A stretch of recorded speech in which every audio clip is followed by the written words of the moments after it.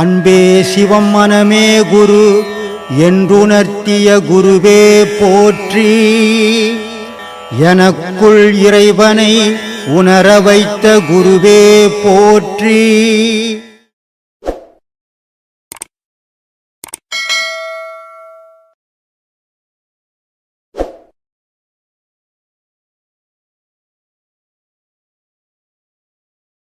அறம் இல்லறம் துறவரம்னு சொல்கிறாங்க.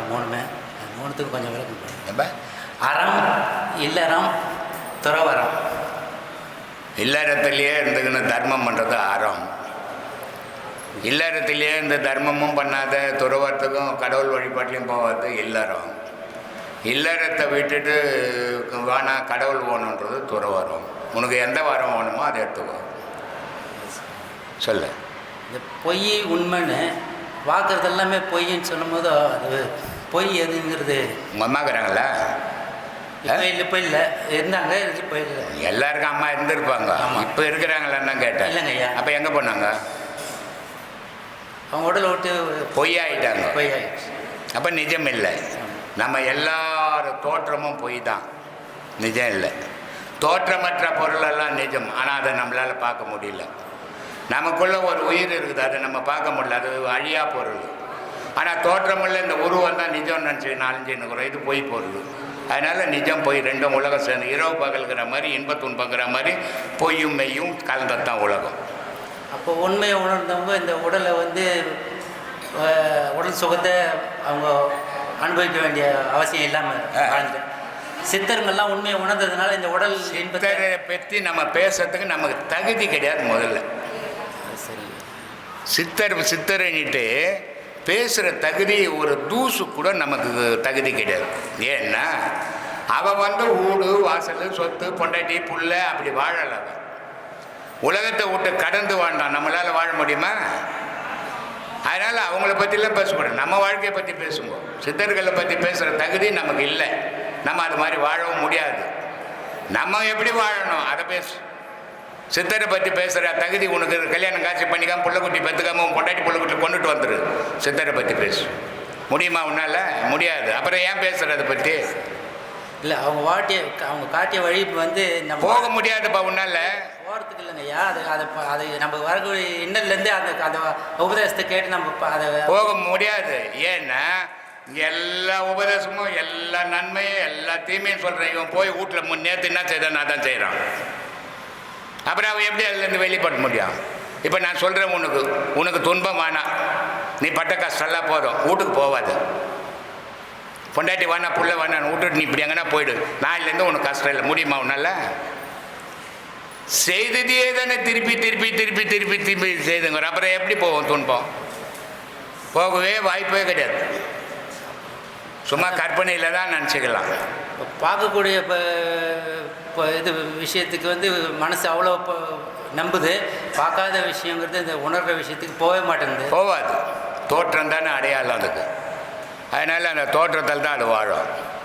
தோற்றம் மற்ற பொருள்கிட்ட போகாது, போகவும் தெரியாது, சொன்னாலும் போகாது. ஏன்னா ஆசைத்தை மறைச்சிடும், பாசம் மறைச்சிடும், காமம் மறைச்சிடும். இந்த 3 ஆசை பாசம் காமம், இது 3 இருக்கிற வரைக்கும் கடவுளுக்கும் மனுஷனுக்கும் சம்பந்தம் கிடையாது. சொல்லு. அப்போ கடவுள் தன்மை அடைஞ்சவங்க திருப்பி அந்த உருவத்தில் தான் நமக்கு எல்லாமே வழிகாட்டுறாங்க. ஒரு வழியும் யாரும் வந்ததா தெரியல எனக்கு. யாருன்னா வந்திருந்தா சொல்லு, நான் தெரிஞ்சுக்கிறேன். இல்லை, மகான்கள் எல்லாமே இறைவனுடைய மகான்கள் வேறப்பா. மகான்கள் பேசுகிற தகுதி நமக்கு இல்லைன்ற. ஒவ்வொரு மகானும் எல்லா விஷயத்தையும் இந்த மனிதன் எப்படி வாழணும்னு சொல்லியிருக்கிறான். எந்த மனுஷனால் வாழ முடியும்? அவன் சொல்கிறான், பெண்டாட்டி பெருவிலங்கு பிள்ளை ஒரு சொல்லா நீ இவையெல்லாம் நீக்கி நான் எக்காலம் சுகம் பெறுவணும். சரி, பொண்டாட்டி பெருவிலங்குன்னாரு, புள்ள ஒரு சொல்லனார். 2 பேரும் வானா போங்கன்னு சொல்லிடுவியா? மகான்கள் தான் சொல்லிக்கிறான். சொல்ல முடியாது. ஏன்னா செலந்தி வலை இருக்குது தெரியுமா? செலந்தி வலை, செலந்தி பூச்சிக்குது இல்லை, அதனுடைய வலையை யாரும் கட்ட முடியாது, அதுவே தான் கட்டும். ஆனால் அதிலேயே சிக்கிக்கும் செத்து போகும். மனுஷன் என்ன பண்ணுறான், இந்த குடும்பன்ற ஒரு வலையை பின்னிட்டு அதுலேயே மாட்டின்னு செத்து போயிடுவான். அதனால் அதுலேருந்து வெளியே வர முடியாது அவனால். அப்போ நினப்பில் மட்டுமே இருக்க முடியும். நினைப்பில் வாழலாம். நான் கடவுள் கூட இருக்கிறேன், என் குடும்பத்தில் சந்தோஷமாக இருக்கிறேன், உதப்பட்டுன்னு கூட வெளியே வந்து சொல்ல முடியாது இல்லை, ஏன்னா மீசெல்லாம் வச்சுக்கிறேன். அதனால் சந்தோஷமாக இருக்கிறேன், என் பிள்ளைங்கள்லாம் தங்கமான பிள்ளைங்க, வீட்டில் பூந்து ஒதிப்பாங்க. ஆனால் வெளியே வந்து சொல்ல முடியாது, நான் வெக்கமாக இருக்குமே. அதனால் சொல்லுவேன், தங்கமான பிள்ளைங்கப்பா, என் பேச்சே தட்டாதுன்னு சொல்லிக்கிறதுக்கு நல்லா இருக்கும். கற்பனைக்கு நல்லா இருக்கும், நிஜத்துக்கு வராது. இப்போ நிஜத்துக்கு போகிறது வாய்ப்பே கிடையாது சாமி. கட்டையோட கையில் சொன்னேன். நான் உண்மையை சொல்கிறேன், நீ எடுத்துக்கலாம் போ. தப்பிக்கவே முடியாது இனி. அப்போ நம்ம பொறுத்த வரைக்கும் இந்த காற்றை நம்ம உள்ளே அடக்கிற வரைக்கும் நம்ம கொஞ்சம் துன்பத்துலேருந்து விலகி நிற்க முடியும், வேறு வழி கிடையாது. அந்த துன்பத்திலேருந்து நீ விலகி நின்னா கூட நீ பெற்றது உன்னை விலக விடாத, வல்சின் பையில் வச்சுக்கோ. நீ விலகிடலாம், நம்மளால இது தாங்க முடியல அப்படின்னு தான் நீ என்ன தப்பு பண்ண. அப்போதைக்கே அது பயம். சூடு வைப்பாங்க. சூடு வைக்க போறேன்னா குழந்தை ஓடும். ஆனால் அம்மா என்ன பண்ணுவாங்க, ஓடின குழந்தை ஓடி போச்சு பயந்துக்குன்னு சூடு வைக்கவா நான் ஓட மாட்டாங்க, வலிச்சின்னு வந்து வச்சு 2 சூடு வலிப்பாங்க. அது மாதிரி உன்னை பெற்ற பிள்ளைங்க உன்னை நீ வானான்னு போனான்னு உன்னை வலிச்சின்னு அதில் சூடு வைப்பாங்க. அப்போ நீ எங்கே தப்பிக்கிறது? அப்போ இயற்கை அதெல்லாம் இயற்கையெல்லாம் கிடையாது. இங்கே இயற்கைக்கே வேலை கிடையாது, நீ உனக்கு தான் வேலை. பிறந்துட்டு நம்ம பந்தபாசத்தில் நீ வளர்ப்பு எப்படி வளர்க்கணும்னு வளர்க்கவே இல்லையே. நம்ம தான் பிள்ளைங்களை அப்படி வளர்க்குறதே இல்லையே. பிள்ளைங்களை வந்து உட்கார் போ, உனக்கு என்ன ஒன்று சோறு வேணும், துணியா போ, தூக்கி மடியில் எல்லாம் வச்சுக்கிறேன். அப்போ வெனியை நானே எல்லாம் வளர்த்துக்கின்னுக்கிறேன். அதுக்கு என்ன செய்யணும், நான் எத்தனை வீடியோவில் சொல்கிறேன், அதை கடமையை செய்யுங்க, விழுந்துடாதீங்க பாசத்தில். திருப்பி தப்பிச்சு வெளியே வர முடியாதுன்னுட்டு போய் விழுந்துட்டு பிறகு வரலையே நான் என்ன பண்ணுறது? வர முடியாது. இனிமேல் அவளையே போக வேண்டாம், மூழ்கி போக வேண்டியது தான்.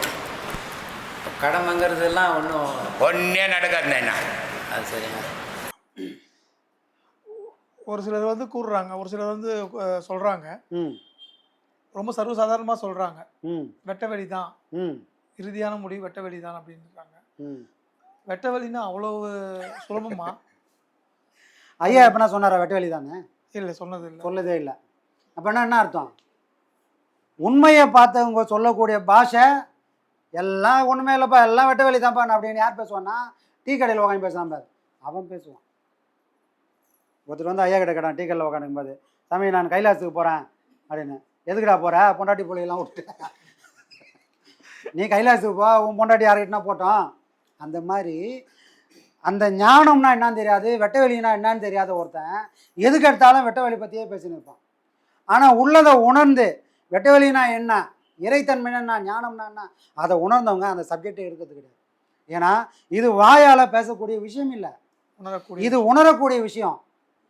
இவங்களை ஏதோ ஒரு ராக்கெட்டில் உட்கார வச்சு எங்கேயோ ஒரு இடத்துல அனுப்பிச்சு நீங்க பார்த்துட்டு வாப்பான்னு சொல்லக்கூடிய விஷயம் இல்லை. உட்கார்ந்த இடத்துல உன்னால் சாதிக்க முடியும்னு ஒரு வழியை காட்டி அதுவே அதை காட்டி கொடுக்கக்கூடிய ஒரு விஷயம். அப்போ அதுக்கான பக்குவம் இல்லாதவன் யாருக்கும் அந்த வெட்ட வெளி ரகசியம் தெரியாது. ஏன்னா இது ஒரு பாடம் வாங்கினா தெரிஞ்சுக்குமானா, பாடம் வாங்கி தெரிஞ்சிக்கக்கூடிய விஷயம் இல்லை. உன்னோட பக்குவத்துக்கு ஏற்ற மாதிரி இறைத்தன்மை அங்கே உனக்குள்ளே இறங்கி அது எல்லாத்தையும் காட்டி கொடுக்கணும். நீயா போய் அதை அடையவே முடியாது. நீயா ஆராய்ச்சி பண்ணனா அது கிடைக்கவும் கிடைக்காது. ஆனால் நீ அமைதியாக ஒரு இடத்துல உக்காந்து நான் அதை தேடி அதுக்கான பாடத்தை பண்ணணும்னு சொன்னான்னா, அந்த வழியில் உறுதியாக நின்னுன்னு சொன்னா, உன்னோட உறுதித்தன்மைக்கு ஏற்ற மாதிரி அந்த ரகசியங்களை அவனை வெளிப்படுத்துவான். இறைவன் வெளிப்படுத்தாமல் இதை யாராலும் பார்க்கவும் முடியாது, யாரால உணரவும் முடியாது, இன்னொருத்தருக்கு உணர்த்தவும் முடியாது. அதனால் மட்டும்தான் ஐயா எங்கேயுமே இவ்வளோ 60 வருஷ காலத்தில் நானும் கேட்டதில்லை, வெட்ட வெளி பற்றி ஐயா பேசினதும் இல்லை. ஏன்னா அது பேசக்கூடிய பொருள் இல்லை. உன் மனம் ஃபுல்லாக குப்பையாக இருக்குது, உன் மனத்தில் 1008 கோட்டையை கட்டி வச்சுக்கின்னு வெட்ட வெளியை பற்றி பேசக்கூடிய தகுதி நமக்கு இருக்குதா? யாருக்கு வரும்? அது ஒரு ஞானியால் மட்டும்தான் வரும். எப்போவுமே இறைவனை பற்றியும் இந்த உலகத்தில் எல்லாரும் நல்லா இருக்கணும்னு யார் நினைக்கிறானோ அவனுக்கு மட்டும்தான் எல்லா ரகசியமும் புரிய வரும். ஊரை அடித்து உலகில் போடுறவன், எப்போ யார் ஏமாந்தான்னு பார்க்குறவன், இவனெல்லாம் வெட்ட வெளி ரகசியத்தை வாயில தான் பேசிருக்கணும். எப்பயாவது உட்கார வச்சு எப்பா எப்படி இது சொல்லுப்பான்னா எப்படி சொல்ல முடியும்? வாய்ப்பே கிடையாது. இது உணரதுக்கூடியது. ஒரு அம்மா பிரசவ வழியை 1000 அவங்க தான் பட்டாங்க, ஆனாலும் வாயால் சொல்ல முடியாது. அது அவங்க அனுபவம். அந்த அனுபவத்தை இருக்கணும். ஒரு வேதனை எங்கேயுமே கிடையாது, ஆனாலும் சொல்லவும் முடியாது. அவங்களால அனுபவச்சனில் சொல்ல முடியாது. அந்த மாதிரி ஒரு ரகசியம் தான் இந்த வெட்ட வெளி ரகசியம். இதை கத்திரிக்காய் முருங்காய் வைக்கிற மாதிரி எடுத்துக்கத்தாலும் வெட்ட வெளிப்பா, அதெல்லாம் ஒன்றும் இல்லைப்பா, வெட்ட வெளி. இறைவன் யாருப்பா, சிவன் யாருப்பா, சிவன் ஒன்றுமே இல்லைங்க, வெட்ட வெளிங்க. அது இல்லை விஷயம். இது ஒன்றுமே தெரியாமல் களிமண் மாதிரி வரவங்கள கூட ஒரு பொம்மை மாதிரி ஆக்கி உண்மையை உணர வைக்கக்கூடிய ஒரு பாதை. அந்த பாதையில் உணர்த்தணுமே தவிர, உணர்த்துக்கான பக்குவத்தை அவங்களுக்கு கொடுக்கணுமே தவிர, இந்த மாதிரி சொல்லி நிற்கிற விஷயம் யாருக்குமே அடுக்காது. அது சொல்லவும் கூடாது. மனம் சுத்தமாகணும். பிறக்கும்போது நீ எப்படி வந்தன்னா வெட்ட வெளியாக தான் வந்த.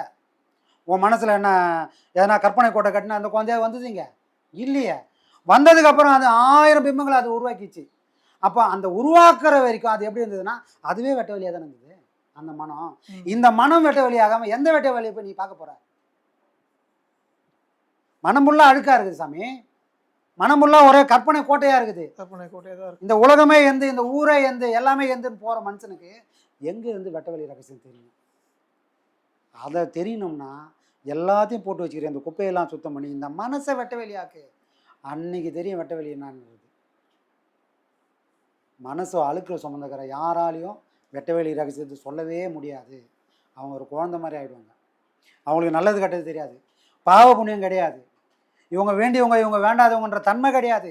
அது இறைத்தன்மையோடு பொருந்திக்கிற ஒருத்தரால் மட்டும்தான் அதை உணர முடியும், அதை இன்னொருத்தருக்கு உணர்த்தவும் முடியும். சராசரி மனுஷனால் அதை பேசவே கூடாது, அது அவ்வளவு பாவம். சரிதான், ரொம்ப நல்ல விளக்கம். சரிங்களா சாமி, இரவா பிறவா நிலை என்பது என்ன?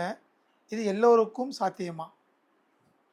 எல்லா காரைக்கால மாதிரி சொன்னாங்க, எப்பா திருப்பி இன்னொரு வயதில் பிறக்கூடாதுப்பா, சரிப்பா போ உனக்கு பிறவிக்குது அப்படின்னா என்ன பண்ணுவேன், அப்படியே நான் பிறந்துட்டா கூட உன்னை மறக்காமல் இருக்க வச்சுப்பா. இந்த உலகத்தில் பிறந்தவங்க அம்மா கயிறு வயதில் இருக்கும்போது என்ன பண்ணா இந்த மூச்சானது சிவோகம்னு ஓடணும். என்னன்னு ஓடுமா? சிவோகம். சிவோகம். நான் அவனாக இருக்கிறேன். யாராக இருக்கிறேன்? நான் அவனாக இருக்கிறேன்னு உள்ள மூச்சுனா அது வெளி உலகம் சுவாசம் இல்லாத ஒரு மூச்சு. அதனால் வெளி உலகம் சுவாசம் இல்லாத போது அது தன்னை உணர்ந்து தன்னை படைச்சவனை உணர்ந்து அந்த ஸ்லோகம் மாதிரி போய் வருது உள்ளுக்குள்ளேயே மூச்சு. எங்கே போதே உச்சியை போய் முட்டி நிற்குது. அதனால தான் அந்த உச்சியில் போய் முட்டினால தான் கரெக்டாக பிறக்கிறப்போ தலை வெளியே வருது. இல்லைன்னா அது உச்சி போய் முட்டலைன்னா வேறு எதாவது வரும்ன்ருக்கும். புரியுதுங்களா? தலை வந்தால் தான் குழந்தை வெளியே வரும். அப்போது இது எல்லாத்துக்கும் காரணமான அந்த ஒன்றுமே தெரியாமல் ஒரு பிண்டமாக இருக்கிற அந்த உயிர் உடலுக்குள்ள மூச்சானது சிவோகம்னு ஓடுது. அப்படி ஓடும்போது அதுக்கு பிறப்பு இல்லை, அது ஒரு பொம்மையாக தான் இருக்குது. வெளியே வந்து வெளி மூச்சு வெளியே ஒருத்தன் இருக்கிறான் பாரு, அவன் உள்ளே போன பிறகு அவன் சிவோகம் மறந்து இந்த உலகம்னு வந்துச்சு. அப்போது உள்ள தனக்குள்ளே ஒடுங்கி உட்காரும்போது பிறப்பு இறப்பு இல்லாமல் சிவனை நினைக்குது. தனக்கு அந்த தன்னை வெளியே தன்னிலேருந்து வெளியே வந்த பிறகு இந்த உலகமே பிரதானமானவனை இறைவனை அது மறந்துடுச்சு. சர்க்குரு சொன்ன மாதிரி கையை மூடிட்டு இருந்தது வெளியே வந்து கையை திறந்த உடனே மறந்துடுச்சு. அப்போ அது வரைக்கும் உச்சியை போய் முட்டி இந்த மூச்சு இப்போ உச்சிக்கெல்லாம் போகாமல் இந்த மூக்கு வழியாக போய் மூக்கு வழியாக வருது. அப்போ இந்த உலகம் இயக்கமே அதுக்கு பிரதானமாகிடுச்சு. உள்ளே இருக்கிற பொருளை அது இப்போ எப்பவுமே பார்க்க போகிறதும் இல்லை, கேட்க போகிறதும் இல்லை, உணர போகிறதும் இல்லை. இந்த மாதிரி மூச்சு ஓடக்கூடிய சராசரி மனுஷன் எல்லாருக்கும் பிறப்பும் இறப்பும் நிச்சயம். அப்போ அந்த கருவில் இருக்கும்போது மூச்சு எப்படி ஓடிச்சோ அதே போல் நான் போகிற காலத்துக்குள்ளே அதுக்கான வழியை கண்டுபிடிச்சி அதுக்கான வழியில் நின்று அதே போல் என் மூச்சை எனக்குள்ளே ஒடுக்கி எங்கே ஓட வைக்கணுமோ அங்கே ஓட வச்சு நின்னால் அவங்களுக்கு பிறப்பும் இறப்பும் இல்லை. அவங்க மட்டும்தான் இன்னொரு தாய் வயிற்றுல பிறக்கக்கூடிய சக்தி இல்லாமல் இருப்பாங்க. இப்போ நமக்கெல்லாம் சக்தி இருக்குது. இன்னொரு இப்போ செத்தோம்னா இன்னொரு பிறவி நமக்கு நிச்சயம். ஆனால் என் மூச்சு எனக்குள்ளே ஓடி எங்கே கொண்டு போய் சேர்க்கணுமோ அங்கே சேர்த்துட்டால் இந்த மூச்சுக்கு இன்னொரு கருவில் போகக்கூடிய தன்மை அதுக்கு இல்லை. அது ஒரு மலடாகி போகுது. புரியுதுங்களா? ஒரு தாய் ஒரு பெண்ணு வந்து மலடாகி போச்சுன்னா குழந்தை பிறக்காத மாதிரி இன்னொரு கருவை சுமக்கக்கூடிய தகுதி இந்த ஆன்மாக்கு இல்லாத போகுது. எப்போ? தனக்குள்ளே தான் ஒடுங்கி நிற்கும் போது, தனக்குள்ளே தான் பிரிஞ்சு உலகத்தை பார்க்கும்போது அதுக்கு பிறப்பும் இறப்பும் எத்தனை பிறப்பினே தெரியாத அளவுக்கு போகுது. அப்போது பிறப்பு இறப்பு வேணான்னு சொன்னால் தனக்குள்ளே ஒடுங்கி நிற்கணும். இல்லை இதெல்லாம் வேணும்பா அப்படின்னு சொன்னால் உலகத்தோட உறவாட வேண்டியது தான். இதுதான் சாமி விஷயம். அதுதான் ஐயா சொன்னார், டேய் உலகம் உனக்கு முன்னாலேயும் இருந்தது, நீ போனதுக்கப்புறமும் இருக்க போகுது. அப்போ உனக்கு முன்னாலேயும் உனக்கு போகிறதுக்கப்புறமும் இருக்கக்கூடிய இந்த உலகத்தை நம்பி நீ வாழாத.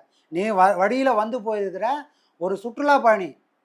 வந்தமா உன்னோட வேலையை சிறப்பாக முச்சமாக போனோமான்னு இருக்குமே தவிர ஏதோ நீ படைத்த உலகம் மாதிரி இந்த உலகத்தை பற்றி கவலைப்படாத. அது உன்ன மாதிரி கோடிக்கணக்கான பேரை பார்த்துது, இனிமேலும் அது கோடிக்கணக்கான பேர் பார்க்க போகுது. இதில் நீ ஒரு துரும்பு. ஆனால் எனக்கு என்னன்னா இந்த உலகம் எனக்கு பெருசாக தெரியுது, ஏன்னா அறியாமை. அப்போ இந்த அறியாமையெல்லாம் நீங்கணும்னா நான் எனக்குள்ளே ஒடுங்கி நிற்கணும். அப்போ தான் அந்த அறியாமை நீங்கும். அப்போ தான் இந்த பிறப்பு இறப்பு இல்லாத ஒரு நிலைக்கு என்ன இந்த மூச்சு கொண்டு போய் சேர்க்கும். ஏன்னா நிறைய பேர் பிறவா நிலையை நாங்கள் கொடுத்துருவோம் அப்படின்னு சொல்கிறாங்க. சொல்லிக்க வேண்டியதான் வாயில, நான் காசாக பண்ணணுமா. ஒருத்தர் இப்போட சொன்னார் 1.5 லட்ச ரூபா இப்போ 5 லட்ச ரூபா கட்டினோம்னா டைரெக்டாக முக்திக்கு சர்டிஃபிகேட் வாங்கி கொடுத்துருது. அவங்களுக்கு வந்து பிறவியே இல்லாத ஒரு நிலை வந்துருமா. இதெல்லாம் சாத்தியமா? சாத்தியம் இல்லை, சாத்தியமே இல்லை சாமி. ஐயா சொன்ன மாதிரி தான். ஒரு வேளை குரு கிட்ட வர்றதுக்கு முன்னாடி தான் சாத்தியமாக இருக்கும். குரு கிட்ட வந்த உடனே அந்த அந்த அதுக்குண்டான விஷயமே இல்லை. சாமி சிவவாக்கியர் சொல்கிறாரு, டேய் நீ போகிற பாதை நல்ல பாதை தான், இறைவனை அடையணுன்றது தான் உங்கள் லட்சியம், எல்லாம் நல்லது தான்ப்பா, ஒன்றும் குறையே சொல்ல முடியாது, நீ உத்தமமான மனுஷன் தான். ஆனால் உண்மையிலேயே உனக்கு ஒரு ஆசை, அப்படி ஒரு இறைவனை அடையணும்னு உனக்கு நோக்கம் இருந்தால் முதல்ல அந்த ஆசையை விட்டுடு அப்படின்ற. இறைவனை அடையணும்னு நினைக்கிற பத்தியா, அதுவே உனக்கு முன்னாடி முள்ளாவும் கல்லாவும் நின்று நீ உன்னை போக விடாம அதை தடுக்கண்டா. உண்மைதான் சார். நீ அந்த ஆசை இறை மேலே வச்சுக்கிற ஆசையை கூட விட்டுடுன்றாரு. அப்போ இறைவன் மேலே வச்ச அந்த பற்றையே விடணும்னு சொன்னால் உலகப்பற்று நம்ம எந்த அளவுக்கு விட வேண்டியது சூழ்நிலை இருக்குது. இதெல்லாம் நம்ம உணரணும். இதெல்லாம் உணர்ந்தால் மட்டும்தான் இந்த ரகசியங்களே நமக்கு புரிய ஆரம்பிக்கும்.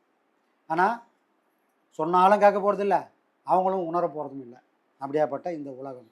அதனால் முடிஞ்ச அளவுக்கு நம்ம சீடர்களுக்காவது இது சொன்னோம்னா அவங்களோட வாழ்க்கை சுத்தமாகவும் பரிசுத்தமாகவும் இருந்ததுன்னா அந்த முயற்சிக்கு எடுக்கிறாங்க. அவங்க எத்தனையோ போராட்டங்கள் இருந்தாலும் இந்த பாடங்களை அவங்க சிறப்பாக பண்ணுறாங்க. அது எல்லாரும் அவங்களோட அனுபவங்களை சொல்லும்போது நமக்கு தோணுது இவங்க எல்லாருமே நல்ல நிலைக்கு போகிறாங்க அப்படின்றதுக்காக. அவங்களுக்காவது இதெல்லாம் பயன்படும் தான் இப்போ நம்ம பேசிகிட்டு இருக்கோம்.